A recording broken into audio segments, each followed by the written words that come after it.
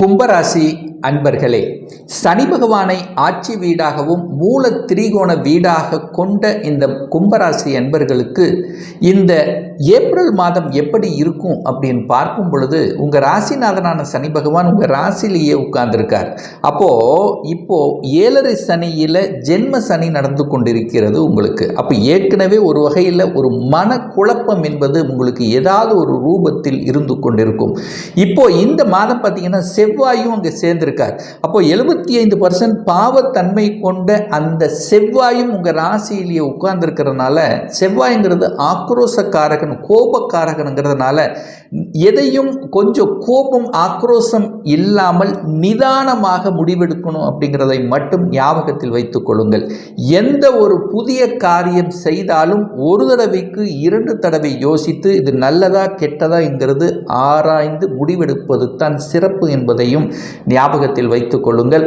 அதுவும் குறிப்பாக இந்த மாதம் பிற்பகுதி வரை, அதாவது 23/4, அதாவது இந்த ஏப்ரல் 23 வரை அந்த செவ்வாயோட சனி இருக்கிறனால கொஞ்சம் எரிச்சல் ஊட்டக்கூடிய தன்மையும், ஒரு மாதிரியான ஒரு மனக்குழப்பம் சார்ந்த விஷயங்களும், உடல்நலத்திலும் சின்ன சின்ன அதாவது ஒரு தொந்தரவு இருக்கிற மாதிரியான ஒரு ஃபீலிங்கையும் உங்களுக்கு கொடுத்து கொண்டிருக்கும் அப்படிங்கிறதை ஞாபகத்தில் வைத்துக் கொள்ளுங்கள்.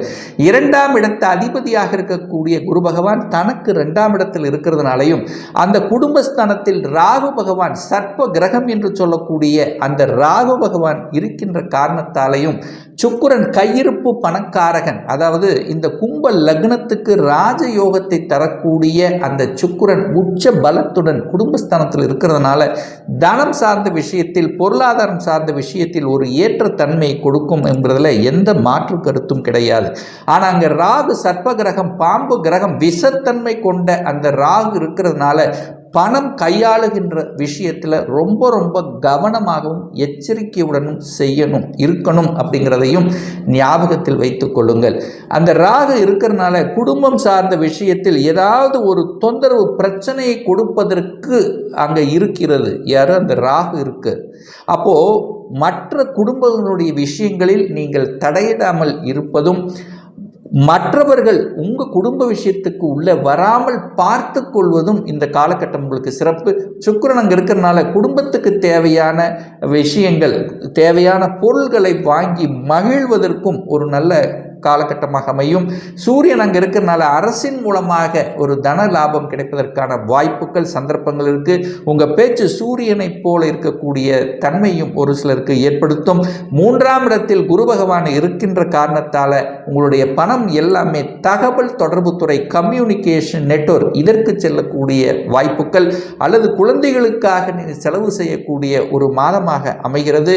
அப்போது நிச்சயமாக பிரயாணம் சார்ந்த விஷயத்தில் அனுகூலம், மேன்மையை தரக்கூடிய தன்மை, ரியல் எஸ்டேட் சார்ந்த துறையில், அதாவது தன்னுடைய அறிவை புத்தியும் வச்சு செய்யக்கூடிய கன்சல்டன்சி, இந்த மாதிரி துறையில் இருப்பவர்களுக்கு கூடுதல் வளர்ச்சியை தரக்கூடிய தன்மையும், புதிய புதிய ஒப்பந்தங்கள் கிடைக்கக்கூடிய தன்மையை ஏற்படுத்தும். அந்த புதன் பகவானும் அந்த 3ஆம் அதிபதியோடு சேர்ந்திருக்கிறதுனால, அதாவது புதனுங்கிறது 8க்குரிய அட்டமாதிபதி 3ஆம் இடத்தில் இருக்கிறதுனால யாருக்கு ஜாமீன் கையெழுத்து போடாமல் இருப்பதும் உங்களுக்கு சால சிறந்தது என்பதையும் ஞாபகத்தில் வைத்துக் கொள்ளுங்கள். 4ஆம் அதிபதி உச்ச பலத்துடன் இருக்கார். அப்ப 4க்குரியவன் யாரு? சுக்கிரன். தனக்கு 11ஆம் இடமான லாபஸ்தானத்தில் இருக்கிறதுனால சுகஸ்தானத்தை பெருக்கிக் கொள்ளக்கூடிய வாய்ப்புகள். ஒரு வீடு பார்த்துட்டே இருக்கிற, ரொம்ப நாளாக பார்த்துட்டு இருக்கிற, ஒரு சரியான லொகேஷன் அமையல, அல்லது வீடு பாதியிலேயே நிற்குது, இந்த மாதிரியான விஷயத்தில் இருப்பவர்களுக்கு அந்த வீடு எடுத்து செய்வதற்கும் ஆல்டர் பண்ணுவதற்கும் உகந்த தன்மையாக இருக்கும். ஆனால் புதிய வீடு எப்போ வாங்கினாலும் சரி, ஒரு இடத்தை வாங்கினாலும் சரி, டாக்குமெண்ட் பர்ஃபெக்டாக இருக்காங்கிறத மட்டும் சரிபார்த்து வாங்குவது தான் சிறப்பு. இல்லைன்னா ஏதாவது ஒரு வில்லங்கத்தை கொடுத்துவிடும் என்பதையும் ஞாபகத்தில் வைத்துக் கொள்ளுங்கள். 5ஆம் அதிபதியாக இருக்கக்கூடிய அந்த புதன் பகவான் இந்த மாதம் 10ஆம் தேதி அன்று நீசம் அடைந்து நீச பங்கமாக மாறுகின்ற காரணத்தால் குழந்தைகளால் ஒரு மன அழுத்தத்தில் ஏற்படுத்தி கொண்டிருந்தவர்கள், அல்லது குழந்தைகள் எந்த படிப்பு படிக்கணும் என்று தீர்மானம் பண்ணாமல் தவிர்த்து ஒரு கன்ஃபியூஷனில் இருந்தவர்களுக்கும் ஒரு சொல்யூஷன், குருமார்களுடைய துணையுடன் ஒரு சொல்யூஷன் எடுக்கக்கூடிய தன்மை, அதாவது இதுதான் படிக்கணும், நான் இதுதான் ஆகணும் என்கின்ற உறுதி மனப்பான்மையுடன் செயல்படக்கூடிய ஒரு நல்ல மாதமாக அமைகிறது. கடன் சார்ந்த விஷயத்தில் மட்டும் கொஞ்சம் கவனம் எச்சரிக்கையாக இருக்கணும். தன்னுடைய கெப்பாசிட்டிக்கு மேலே கடன் வாங்குவதை தவிர்ப்பதும் நலம். சின்ன சின்ன உடல் உபாதைகள் உங்களுக்கு வருவதற்கான வாய்ப்புகள். ஸோ அதில் கொஞ்சம் கவனமாக எடுத்துக்கொள்வது சிறப்பு. 7ஆம் இடத்தை, அதாவது திருமண ஸ்தானத்தை பார்த்தீங்கன்னா இந்த சனி செவ்வாய் 2 பேரும் சேர்ந்து பார்க்கக்கூடிய இந்த மாதத்தில் பார்த்தீங்கன்னா கூட்டு தொழில் இருக்கின்ற இந்த கும்பராசி அன்பர்களுக்கு சின்ன சின்ன தொந்தரவு வருவதற்கான வாய்ப்புகள். அப்போது கூட்டு தொழிலில் சரியான கணக்கு வழக்கு சரியாக பார்த்து கொள்வதும் உங்களுக்கு சிறப்பு அப்படிங்கிறதை ஞாபகத்தில் வைத்துக் கொள்ளுங்கள். ஒரு சிலருக்கு சொந்த தொழில் செய்யலாம் என்கின்ற எண்ண ஓட்டம் நண்பர்களுடைய துணையுடன் ஒரு கூட்டு தொழிலை செய்யலாம் அப்படிங்கிறது ஒரு அமைப்பு வந்தாலும் அது ரொம்ப யோசித்துத்தான் செய்யணும். ஏன்னா கடன் வளர்க்கக்கூடிய தன்மை இருக்கிறதுனால இந்த காலகட்டம் ரொம்ப ரொம்ப யோசித்து செய்யணும். ஸோ அது உங்களுடைய ஜாதகத்தில் அந்த கொடுப்பினை இருக்காங்கிறது பார்த்து செய்வது தான் சிறப்பு. இல்லைன்னா கடன் வளர்த்து உங்களுக்கு கடன்காலையை ஆக்கக்கூடிய தன்மையை ஏற்படுத்திவிடும். அதே சமயத்தில் பார்த்தீங்கன்னா கேது 8ஆம் இடத்தில் இருக்கார். யாரும் புரிந்து கொள்ள முடியாத ஒரு கிரகம் தான் அந்த கேது. 8ஆம் இடமான வலி வேதனைங்கிறதுனால ஏதாவது உடலில் ஏதோ ஒரு பிரச்சனை அப்படிங்கிற எண்ண ஓட்டங்களை கொடுத்து கொண்டிருக்கும். நீங்கள் போய் செக் பண்ணி பார்த்தா, ஹாஸ்பிட்டலில் போய் செக் பண்ணி பார்த்தா அது பெருசாக ஒன்றுமே இல்லாதங்கிற தன்மையை ஏற்படுத்தும்.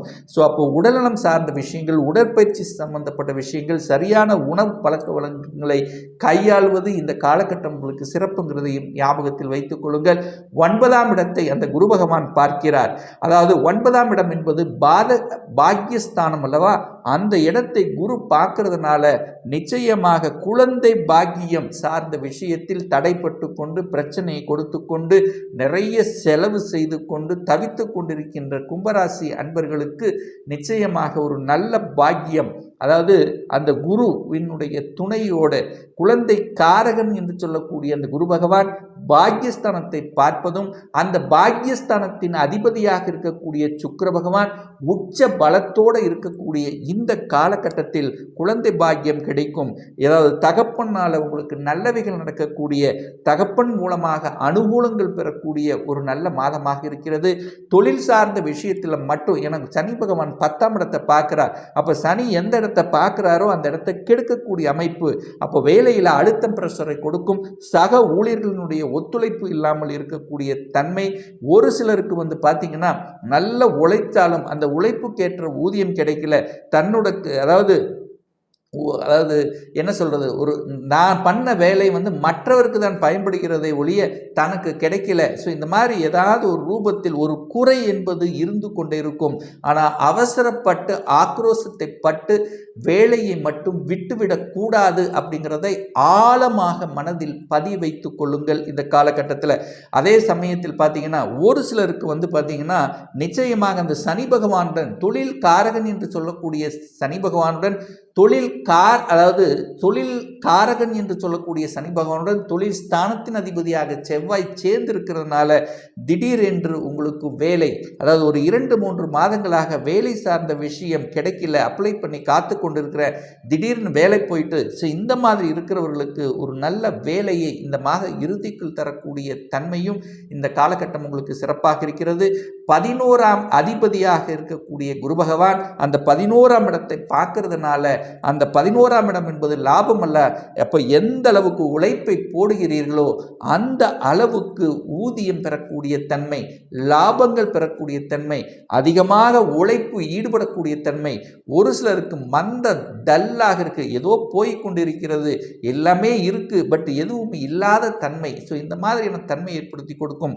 அதுவும் குறிப்பாக இந்த சதய நட்சத்திரத்தில் இருக்கின்ற இந்த கும்பராசி என்பர்கள் மட்டும் கொஞ்சம் கவனமாக, எதிலும் கவனமாக, தொழில், வேலை, வியாபாரம் சார்ந்த விஷயமாக இருக்கட்டும், குடும்பம் சார்ந்த விஷயத்திலும் கொஞ்சம் கவனம், எச்சரிக்கையுடன் இருக்கணும் அப்படிங்கிறதையும் ஞாபகத்தில் வைத்து கொள்ளுங்கள்.